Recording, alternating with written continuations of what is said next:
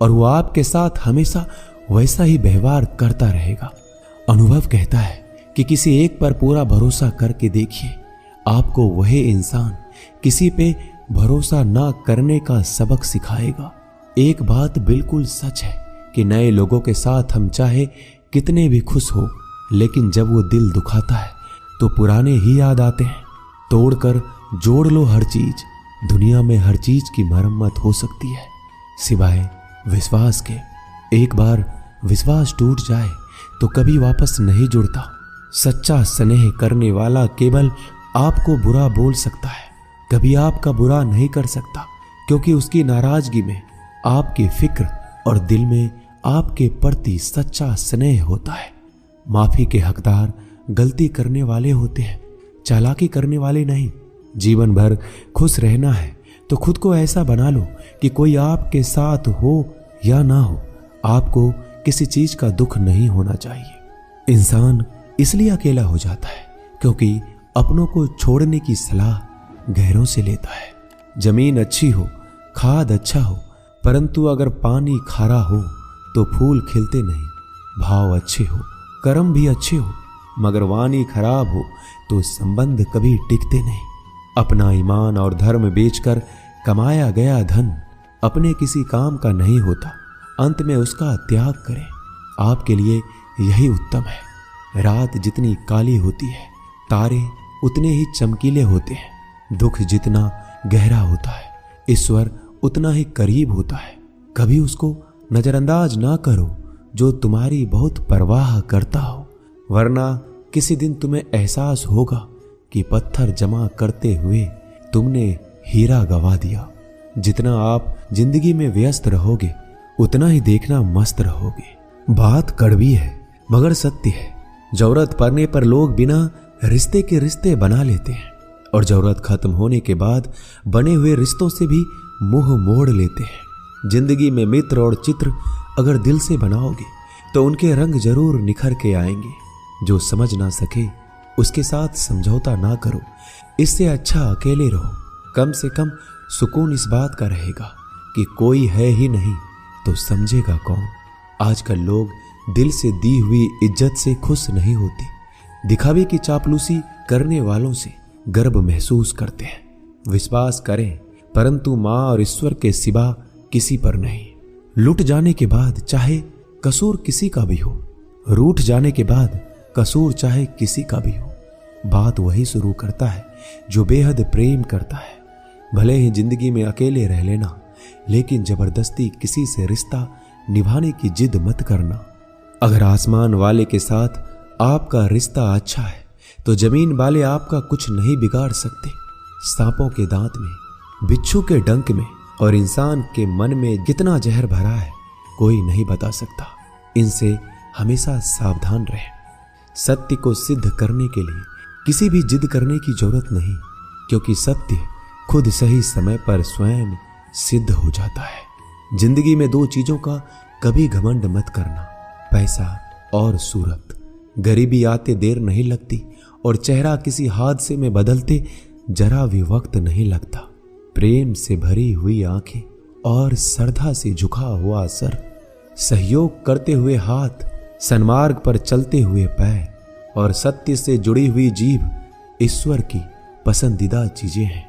अगर आप सही हो तो गुस्सा होने की आपको जरूरत ही नहीं है, पर अगर आप गलत हो तो आपको गुस्सा होने का हक ही नहीं है। धोखे में जीने से अच्छा है अकेले जियो, सुकून से जियो, अपने आप पर भरोसा रखो।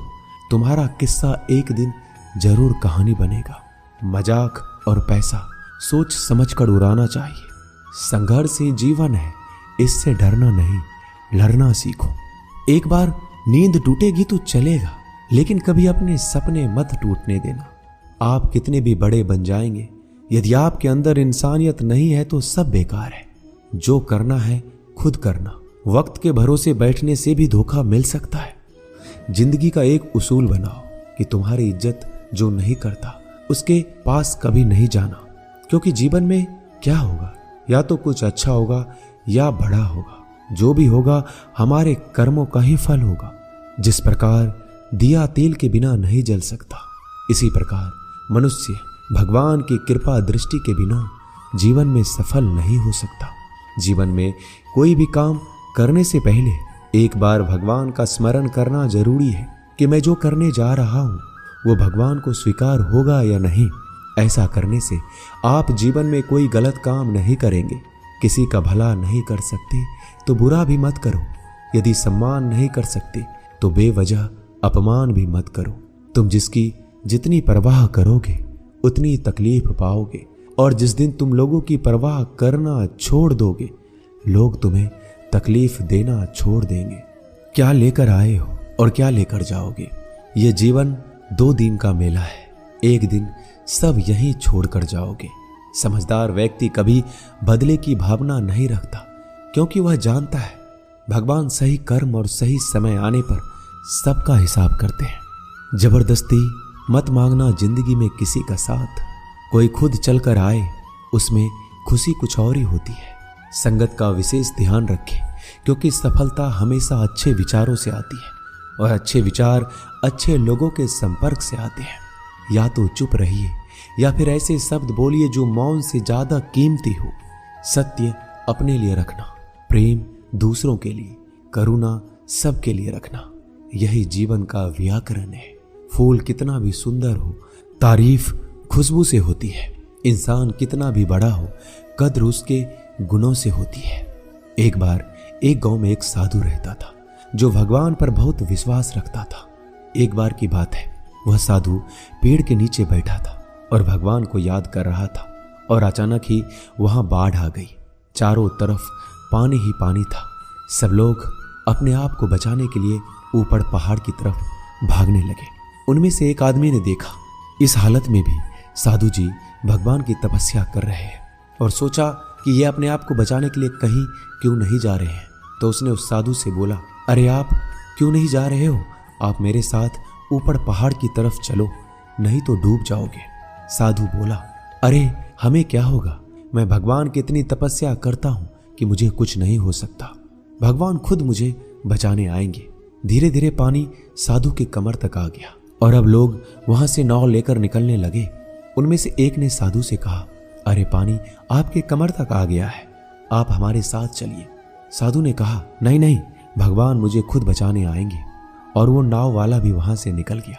कुछ देर बाद पानी इतना बढ़ गया कि साधु के सर तक पहुंच गया। अब लोगों को बचाने के लिए हेलीकॉप्टर से निकालने लगे। एक हेलीकॉप्टर साधु के पास आया, जो कि आखिरी हेलीकॉप्टर था। साधु के पास नीचे रस्सी फेंकी और बोला, इसे पकड़ो और ऊपर आ जाओ, नहीं तो आप डूब जाओगे। यह आखिरी हेलीकॉप्टर है और आपके पास में कोई दूसरा रास्ता नहीं है बचने के लिए। साधु ने कहा, यह रस्सी आप वापस खींच लो और चले जाओ। मुझे भगवान के ऊपर भरोसा है, वो मुझे बचाने जरूर आएंगे। पानी काफी ऊपर आ गया और पैर भी डूब गया और साधु की भी डूबने से मौत हो गई। मरने के बाद साधु भगवान के पास गया और बोला कि हे भगवान, मैंने आपकी पूरी जिंदगी तपस्या की, पूरा जीवन आपकी आराधना करने में लगा दिया, फिर भी इतने भरोसे के साथ इंतजार किया कि आप मुझे बचाने आओगे, लेकिन वहां मेरी डूबकर मौत हो गई और आप नहीं आए। ऐसा क्यों? भगवान बोले, मूर्ख इंसान, एक बार नहीं 3 बार आया था मैं। तीनों बार मैं ही तो था। पहला पैदल, दूसरा नाव के द्वारा और तीसरा हेलीकॉप्टर के द्वारा, लेकिन तुमने मेरा एक भी अवसर पहचान नहीं पाया। पता नहीं किसका इंतजार कर रहे थे। इसी तरह से जिंदगी में हमें ऊपर वाला बहुत से मौके देता है, लेकिन हम सब मौके को ठुकराकर पता नहीं किस चीज का इंतजार कर रहे होते हैं कि वो होगा तभी मैं करूंगा। इस बात पर अड़े रहने से एक वक्त के बाद वो मौका हाथ से निकल जाता है और हम कुछ भी नहीं कर पाते। तो हमें किसी भी अच्छे समय का इंतजार नहीं करना चाहिए। जो भी करना है आज और अभी से करना शुरू कर देना चाहिए। दोस्तों, इस वीडियो में तो मिलते हैं अगली वीडियो में। अपना ख्याल रखिएगा। जय श्री कृष्ण।